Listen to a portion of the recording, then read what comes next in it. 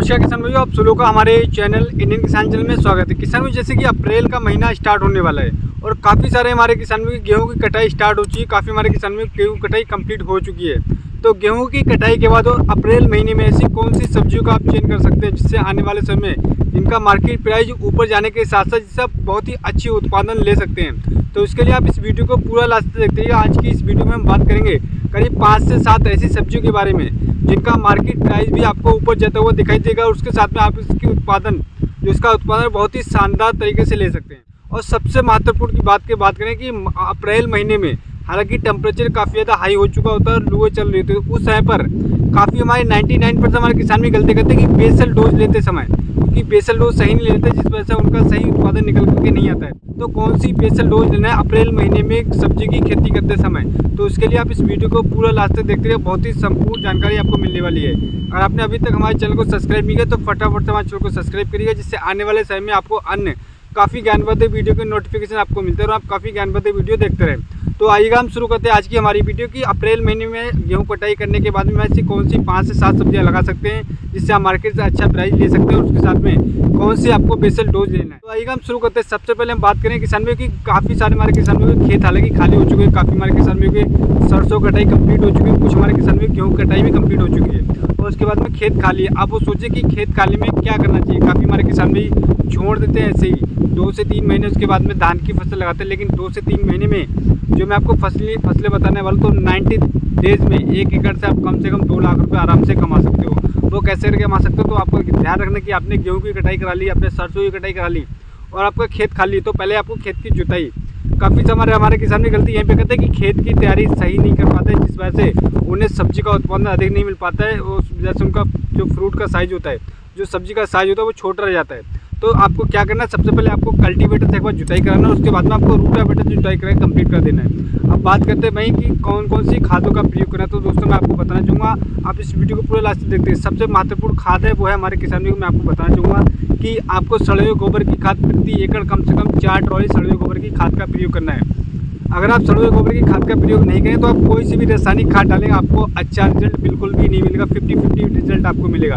और आप 100% रिजल्ट लेना चाहते हैं तो आपको सड़े हुए गोबर ये कम से कम 3 से 4 ट्रॉली प्रति एकड़ के हिसाब से डालना है। और उसके बाद में आप कोई भी फसल लगाएंगे, कोई भी सब्जी लगाएंगे, बहुत ही शानदार आपको उत्पादन देखने को मिलेगा। तो आपको खेत की तैयारी करते समय क्या करना है, आपको रूटावेटर जुताई करना है। पहले कल्टीवेटर फिर रूटावेटर फिर आपको डाल देना आपका सड़े गोबर खाद, एक बार और रूटावेटर डालना, आपका खेत तैयार है।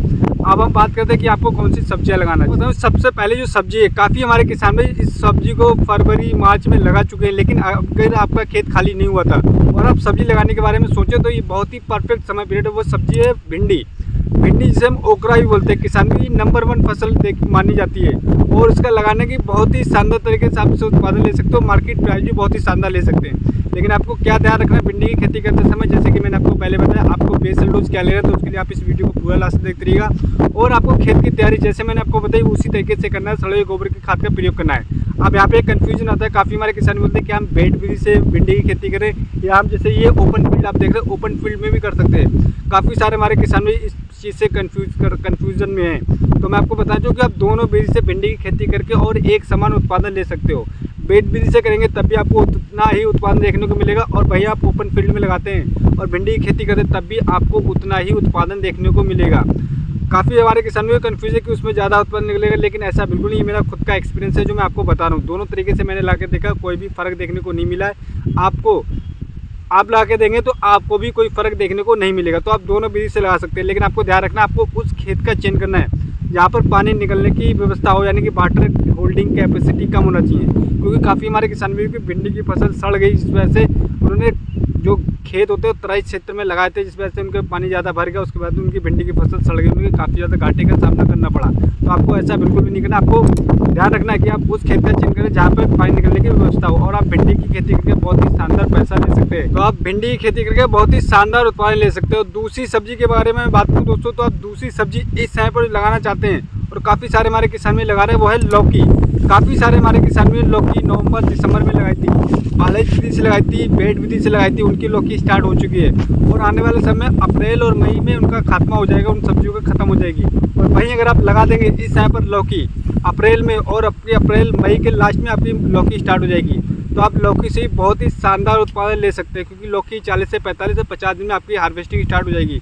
जो पहले की लौकी लगी हुई थी वो खत्म हो जाएगी और आपके लौकी जैसे स्टार्ट होगी, और वैसे ही आपको एक प्लस पॉइंट स्टार्ट होगा, आपकी बेडिंग सीजन स्टार्ट हो जाएगी, यानी कि डिमांड मार्केट में और ज़्यादा बढ़ जाएगी। इस वजह से लौकी का प्राइस बहुत ही शानदार आप ले सकते हैं। लौकी की प्राइस की बात करें तो अभी करीब 10 से 20 रुपये प्रति किलो के हिसाब से चल रहा है, और आने वाले समय में इसका प्राइस और इंक्रीज होगा, क्योंकि मार्केट में शॉर्टेज हो जाएगी, बेडिंग सीजन स्टार्ट हो जाएगा। तो आप लौकी की खेती करके बहुत ही शानदार तरीके से उत्पादन ले सकते हैं। और यहाँ पर भी काफ़ी हमारे किसान में कन्फ्यूज है कि हम बेड विधि से लगाएं, क्या हम ओपन फील्ड में लौकी लगाएं या हम मचान विधि से लगाएं। तो दोस्तों मैं आपको बताना चाहूँगा कि अप्रैल महीने में हम लौकी की खेती करते हैं तो मई जून में आपकी हार्वेस्टिंग, यानी कि मई के लास्ट में आपकी हार्वेस्टिंग स्टार्ट होगी। तो आप ज़्यादा से ज़्यादा ध्यान रखिए कि आप मचान विधि से लगाएं, तब आपको अच्छा उत्पादन देखने को मिलेगा। आपका जो फ्रूट होगा उसका साइज़ बहुत ही शानदार देखने को मिलेगा। आपका साइज़ अच्छा होगा तो आप मार्केट से अच्छा पैसा पैदा कर पाएंगे, क्योंकि आने वाले समय में आगे आपको बारिश भी देखने को मिलेगी, जिस समय काफ़ी कीटों का, काफ़ी इंसेक्टिसाइड का। तो दोस्तों आप लौकी की खेती करके बहुत ही शानदार उत्पादन ले सकते हैं। लौकी आप जाते लगाइए, मचान बीज लगे, तब आपको बेहद अच्छा उत्पादन देखने को मिला। आपको कम बीमारियाँ लगेंगी आपकी लौकी की फसल में, क्योंकि नीचे होगा तो बारिश का समय होता है, तो बारिश में काफ़ी ज़्यादा कीटों का, काफ़ी ज़्यादा बीमारियों का अटैक देखने को मिल सकता है। लेकिन मचान बीज से आपको ये बीमारियाँ कम देखने को मिली, तो आप मचान बीज से कर सकते हैं। तो आप लौकी की खेती करके बहुत ही शानदार उत्पादन ले सकते हैं। तीसरी सब्जी की अगर मैं बात करूँ दोस्तों, तीसरी सब्जी आप लगा सकते हैं तुरई। लौकी की तरह इसकी खेती हो, तुरई की खेती करके आप बहुत ही शानदार उत्पादन ले सकते हैं। तुरई का जो प्राइस है इस समय पर 30 से 40-45 रुपये प्रति केजी चल रहा है। और भाई नवंबर दिसंबर में जिन हमारे किसान में तुरई की खेती करी थी उनका, जैसे कि आप अभी अप्रैल में लाएंगे और मई जून में आपकी स्टार्ट होगी हार्वेस्टिंग, तब उस समय पर पहले लगाई तुरई मार्केट में खत्म हो चुकी है और आपकी स्टार्ट होगी। जैसे ही आपकी मार्केट में पहुँचेगी तो वैसे आप अधिक मुनाफा भी ले सकते हो, अच्छा प्राइस मार्केट से उठा सकते हैं। तो आप तुरई की खेती करके बहुत ही शानदार उत्पादन ले सकते हो। यहाँ पर भी मैं आपको बताना चाहूँगा कि तुरई का भी आप मचान बीज से करेंगे तभी आप बेहद शानदार फ्रूटिंग ले पाएंगे और अच्छा उत्पादन ले पाएंगे। थोड़ा सी आपको मेहनत करने की आवश्यकता पड़ेगी। आप तुरई की खेती अगर मचान बीज से करेंगे तो आप बहुत ही शानदार उत्पादन ले सकते हैं।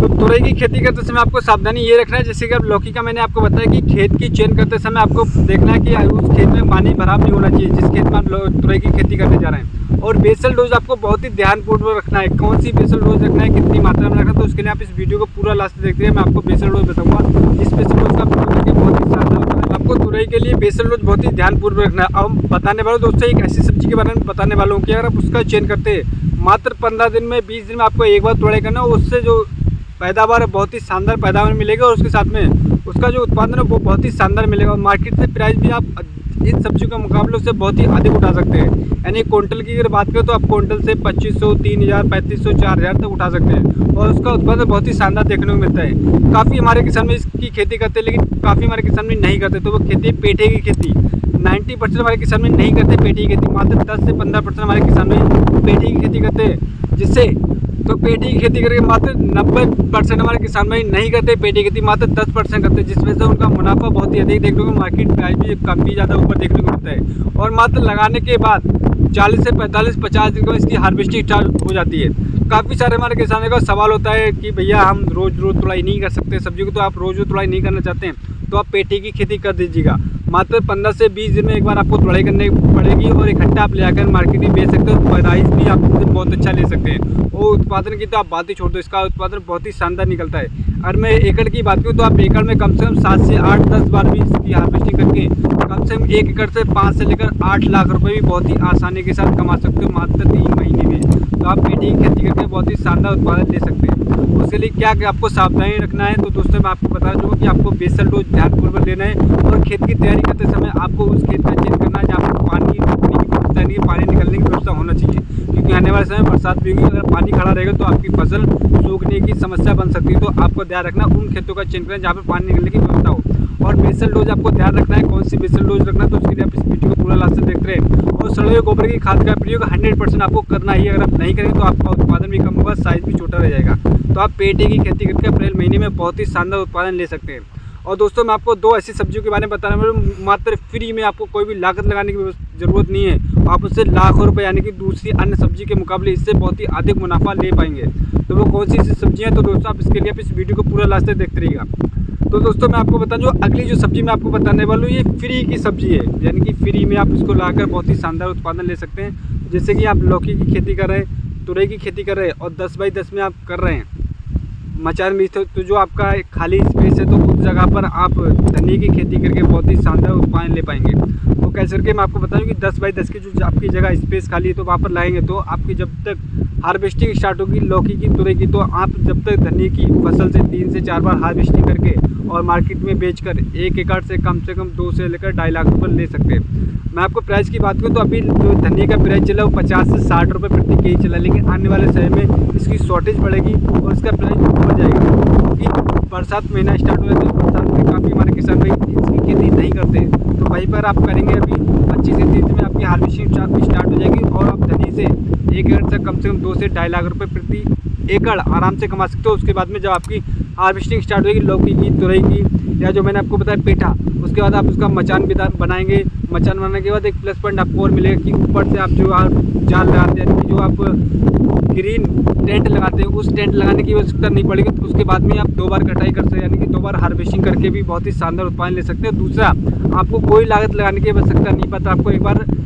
मैनुअली जो आपका खरपतवार है उनको निकालना है। उसके बाद में आपको जो आप दूसरी खाद है, दूसरी फसलों की तरह वही खाद ऑटोमेटिक ले लेती है। उसके बाद में फ्री में आपकी ये जो धनिया खेती हो जाएगी, उसके बाद में बहुत ही शानदार उत्पादन ले सकते हैं। तो आप धनिया खेती कर सकते हैं, बहुत ही शानदार उत्पादन ले सकते हैं। बाकी दूसरा ऑप्शन मैं आपको बताना चाहूँ कि धनिया खेती आप ओपन फील्ड में करके बहुत ही शानदार उत्पादन ले सकते हैं, क्योंकि आने वाले समय जैसे कि मैंने आपको पहले बताया इसका प्राइस ऊपर जाने वाला है। और जो नेक्स्ट सब्जी दोस्तों वो भी फ्री की सब्जी, कोई लागत लगाने की आवश्यकता नहीं। आपने पालक, यानी कि जैसे कि आप लौकी लगा रहे हैं, तुरई लगा रहे हैं, 10 बाई 10 का जो बीच में गैप बचता है उसमें आप पालक लगा दीजिएगा और हल्की सी सिंचाई कर दीजिएगा। कोई भी आपको खरपतवार नाशी की आवश्यकता नहीं है, कोई भी आपको इंसेक्टिसाइड लगाने की आवश्यकता नहीं है, और जो उत्पादन होगा बहुत ही शानदार निकल करके आएगा उत्पादन। और मार्केट में प्राइस भी पालक का बहुत ही ऊपर जाने वाला आने वाले समय, यानी कि पालक की खेती करके बहुत ही शानदार उत्पादन ले सकते हैं। अप्रैल महीने में पालक की खेती कर सकते हैं, 10 बाई 10 का जो स्पेस बचेगा उसमें कर सकते हैं। नहीं तो आप ओपन फील्ड में आधे एकड़ में धनिया लगाइए, आधे एकड़ में पालक लगेगा, और उसके बाद में देखिए 25-30 दिन में आपकी हार्वेस्टिंग स्टार्ट हो जाएगी। जब आपकी हार्वेस्टिंग स्टार्ट होगी तब आप प्राइस देखिएगा, आप देखकर चौंक जाएंगे। और आप 1 एकड़ से दोनों चीज़ लगाने के बाद में 1 लाख से 2 लाख रुपए कम से कम आराम से कमा सकते हैं। तो आप पालक और धनिया की खेती करके बहुत ही शानदार उत्पादन ले सकते हैं।